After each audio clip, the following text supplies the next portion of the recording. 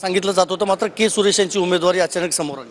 नाही, के सुरेश जी आहेत हे सिनियर मोस्ट त्या ठिकाणी जे आहेत ते आमचे सांसद आहेत. बेसिकली त्यांनाच खरं तर आमची अपेक्षा होती की पीठासन अध्यक्ष म्हणून त्या ठिकाणी बिलकुल करायला पाहिजे होतं, पण दुर्दैवाने आपण बघितलं की तसा निर्णय झाला नाही.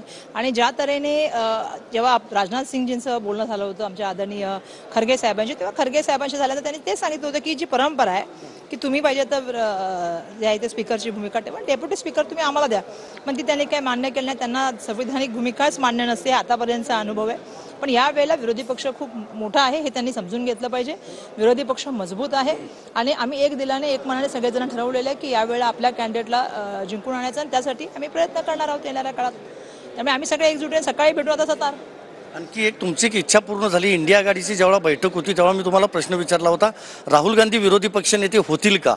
अखेर ते झालेले. 100% आम्हाला खूप आनंदाचा आणि खूप अभिमानाचा पण हा क्षण आहे, यासाठी की ज्या तऱ्हेने मागील आपल्याला माहिती आहे की 2 वर्ष राहुल गांधीजींनी भारत जोडो यात्रा आणि भारत जोडो न्याय यात्रा केली.